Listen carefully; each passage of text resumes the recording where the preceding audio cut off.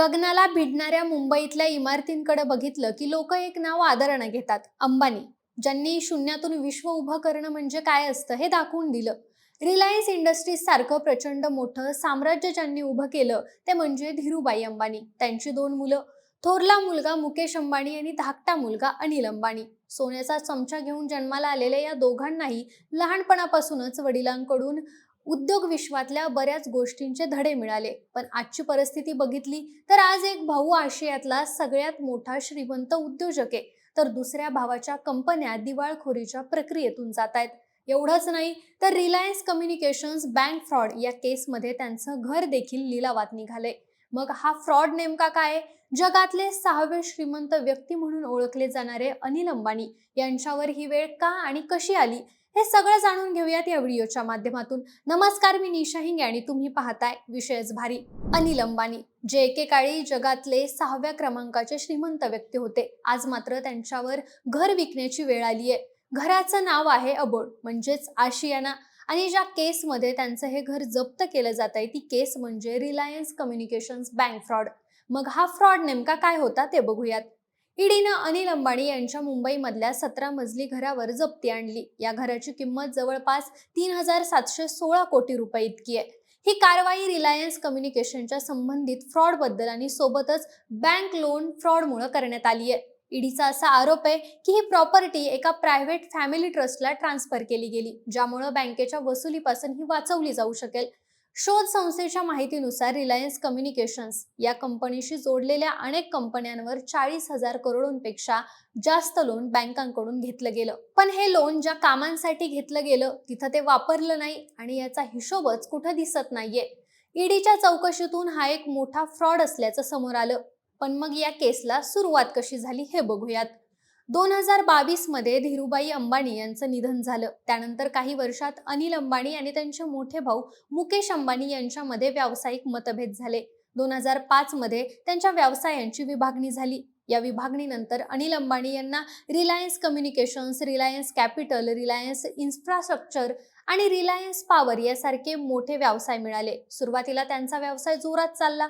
बघता बघता अनिल अंबानी यांची ओळख भारताचे अब्जाधीश म्हणून झाली. पण त्यांचं एक चुकीचं पाऊल आणि त्यांच्या या सगळ्या साम्राज्याला उतरती कळा लागली. एकीकडं सगळं जग GSM या मोबाईल नेटवर्क टेक्नॉलॉजीमध्ये इन्व्हेस्टमेंट करत होतं. त्यावेळी अनिल अंबानी यांनी मात्र CDMA या मोबाईल नेटवर्कच्या टेक्नॉलॉजीमध्ये स्वतःची इन्व्हेस्टमेंट केली. यासाठी त्यांनी 3G स्पेक्ट्रम घेतलं, अंधाधुंद कर्ज घेतलं, विदेशामध्ये असेट खरेदी केले, एक्सपान्शन केलं. पण जेवढा पैसा त्यांनी खर्च केला तेवढा फायदा मात्र त्यांना झाला नाही. त्यानंतर त्यांनी एअरसेल नावाच्या कंपनीसोबत मर्ज होण्याचा विचार केला, पण ते देखील पॉसिबल झालं नाही. मग सप्टेंबर 2016 मध्ये रिलायन्स जिओ आलं आणि रिलायन्स कम्युनिकेशन कंपनीची अवस्था अजूनच बिघडली.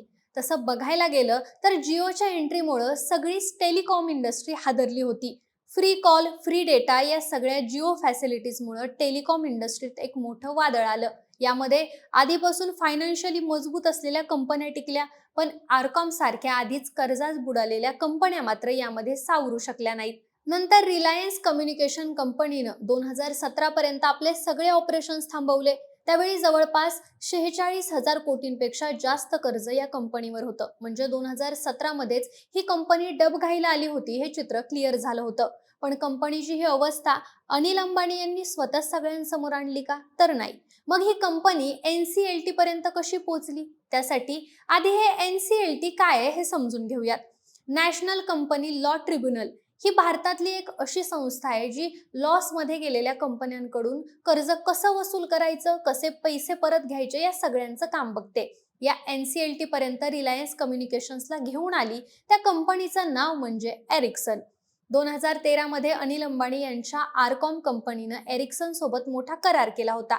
एरिक्सन कंपनी आरकॉम कंपनीच्या पूर्ण नेटवर्कला 1,00,000 किलोमीटरचा फायबर आणि वायरलेस नेटवर्क टेलिकॉम एरियाजमध्ये ऑपरेट आणि मॅनेज करायला मदत करत होती आणि या बदल्यात आरकॉम कंपनी त्यांना फीस देत होती. पण मग हळूहळू आरकॉम कंपनीनं एरिक्सनला फीस द्यायचं बंद केलं.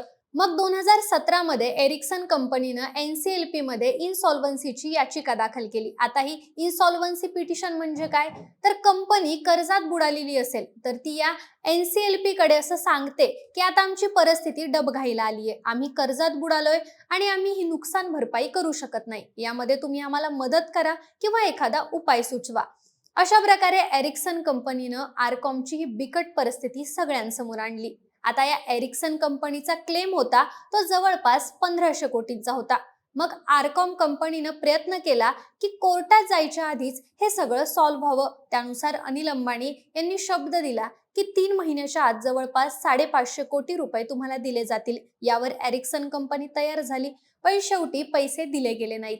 मग त्यानंतर सुप्रीम कोर्टानं अनिल अंबानी यांना कंटेंट ऑफ कोर्टमध्ये होल्ड केलं आणि ऑर्डर दिली की 4 आठवड्याच्या आत आरकॉम कंपनीनं एरिक्सन कंपनीला 453 कोटी रुपये दिले नाहीत तर मग 3 महिन्याची जेल त्यांना होईल. आणि मग इथे एंट्री झाली ती मुकेश अंबानी यांची. मुकेश अंबानी यांनी अनिल अंबानी यांना या सगळ्या केसमध्ये 480 कोटी रुपयांपेक्षा जास्त पैसे दिले आणि अनिल अंबानी यांना जेलमध्ये जाण्यापासून वाचवलं.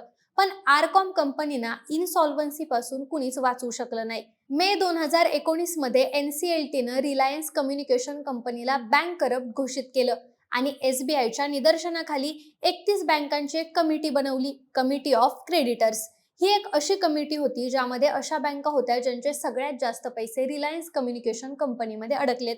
मिळालेल्या माहितीनुसार या बँकांनी एकूण मिळून जवळपास 50,000 कोटी रुपयांची गुंतवणूक रिलायन्स कम्युनिकेशन कंपनीमध्ये केली होती आणि आता ती वसूल कशी करायची याबाबत या कमिटीमध्ये चर्चा झाली. अशा प्रकारच्या वसुली करण्याच्या प्लॅनमध्ये वेगवेगळ्या कंपन्या या फ्रॉड कंपनीबाबत बोली लावतात. यामध्ये रिलायन्स जिओ आणि UPRC या 2 कंपनींना बोली लावली, पण या कंपन्यांनी आणि बँकांनी मिळून वसुलीसाठीचा जो प्लॅन बनवला आणि जी बोली लावली त्याचं अप्रुव्हल अजूनही दिलं गेलेलं नाहीये. आता या सगळ्यातून एक प्रश्न उभा राहतो, तो म्हणजे अनिल अंबानी यांच्या कंपनीनं बँकांकडून आणि इतर कंपनींकडून कर्ज तर घेतलं, पण हे घेतलेले पैसे गेले कुठे? म्हणजे कंपनी तोट्यात जाणं आणि कंपनीनं फ्रॉड करणं या 2 वेगवेगळ्या गोष्टी आहेत. चुकीच्या निर्णयांमुळे किंवा अचानक आलेल्या कोणत्याही संकटामुळे कुठलीही कंपनी तोट्यात जाऊ शकते, पण फ्रॉड तेव्हा होतो जेव्हा बँकांकडून घेतलेलं कर्ज किंवा इतर कंपन्यांकडून घेतलेले पैसे हे ज्या कामासाठी घेतले गेलेत त्या ठिकाणी न लावता जाणून बुजून ते पैसे दुसरंच कुठेतरी वापरले जातात. आणि अनिल अंबानी यांच्या कंपनीवर दुसरा महत्वाचा आरोप देखील हाच आहे. या कंपनीनं बँकांकडून घेतलेले हे जे पैसे ज्या कारणासाठी घेतले होते त्या ठिकाणी न वापरता इतर ठिकाणी वापरलेत. बिझनेस स्टँडर्डच्या रिपोर्टनुसार SBIनं आरकॉम कंपनीला आणि अनिल अंबानी यांच्या अकाउंटला ऑफिशियली फ्रॉड म्हणून घोषित केलं. बरं, आरकॉम कंपनीनं हे फक्त SBI कंपनीच्याच बाबतीत केलं होतं का? तर नाही. Central bank of India, bank of Baroda या सगळ्या बँकांकडून घेतलेलं कर्जही आरकॉम कंपनीनं दुसऱ्याच कोणत्या तरी कामासाठी वापरलं आणि याच गोष्टीमुळे या प्रकरणात ED आणि CBIची एंट्री झाली. जुलै 2025 मध्ये EDनं पहिली मोठी कारवाई केली. यामध्ये 35 पेक्षा जास्त प्रीमाइसेसवर छापा टाकला. यामध्ये 50 कंपन्या, 25 पेक्षा जास्त व्यक्तींची चौकशी केली गेली. सोबतच सगळ्या बँकांनी आपली सगळी माहिती, आपल्या तक्रारी EDकडे केल्या. या आधारावर EDनं आरकॉमवर 3 केसेस फाईल केल्या. त्यातली पहिली केस म्हणजे आरकॉम कंपनीनं 40,000 कोटी रुपयांपेक्षा जास्त रुपयांचा फ्रॉड केलाय. ही केस तीच आहे ज्याबद्दल आपण बोलतोय. याच केसमुळे अनिल अंबानी यांच्या घरावर EDनं जप्ती केली आहे. दुसरी केस म्हणजे रिलायन्स होम फायनान्स कंपनीमध्ये गडबड असणं आणि तिसरी केस म्हणजे येस बँक केस. यानंतर ऑगस्ट 2025 मध्ये अनिल अंबानी ED समोर पहिल्यांदा हजर झाले.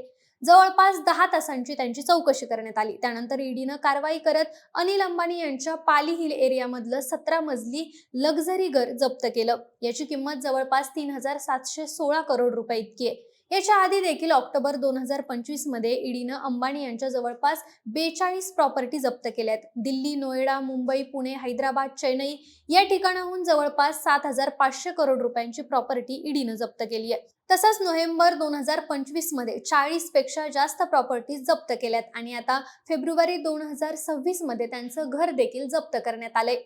एकूण मिळून आतापर्यंत EDनं 15,700 करोड रुपयांची प्रॉपर्टी जप्त केली आहे. आता या सगळ्या गोष्टीतून तुम्हाला समजलं असेल की अनिल अंबानी यांच्या घरावर जप्ती का आली आहे, त्यांचं घर लिलावात का निघालंय आणि हा रिलायन्स कम्युनिकेशन्स बँक फ्रॉड नेमका काय आहे. त्यांच्यावर काय काय आरोप झालेत. आता या सगळ्या प्रकरणामध्ये अनिल अंबानी यांची बाजू काय, तर अनिल अंबानी यांचे स्पोक्स पर्सन आहेत. त्यांनी सांगितलं की अनिल अंबानी फक्त कंपनीचे नॉन एक्झिक्युटिव्ह डायरेक्टर होते, म्हणजे रोज होणाऱ्या सगळ्या कामांमध्ये त्यांची काही भूमिका नव्हती. 2019 मध्ये त्यांनी बोर्डावरून राजीनामा दिला होता आणि या 10 वर्ष जुन्या गोष्टींमध्ये अंबानी यांना मुद्दाम टार्गेट केलं जातंय. तर मंडळी, असं आहे हे सगळं प्रकरण. एकेकाळी भारतातल्या अब्जाधीशांच्या यादीत झळकणारं नाव, मोठ्या मंचावर आत्मविश्वासानं बोलणारा उद्योगपती, मॅरेथॉन धावणारा तरुण, तरुणांसाठी प्रेरणादायी चेहरा आणि काही वर्षातच कोर्ट कचेरीनं दिवाळखोरीच्या बातम्यांमधले अडकलेला तोच माणूस. हा प्रवास आहे अनिल अंबानी यांचा. बाकी दिलेली माहिती कशी वाटली आणि या सगळ्या प्रकरणाबद्दल तुमचं काय मत आहे हे आम्हाला कमेंट बॉक्समध्ये नक्की सांगा आणि सोबतच आपल्या विशेष भारीच्या चॅनलला सबस्क्राईब करायला विसरू नका. धन्यवाद.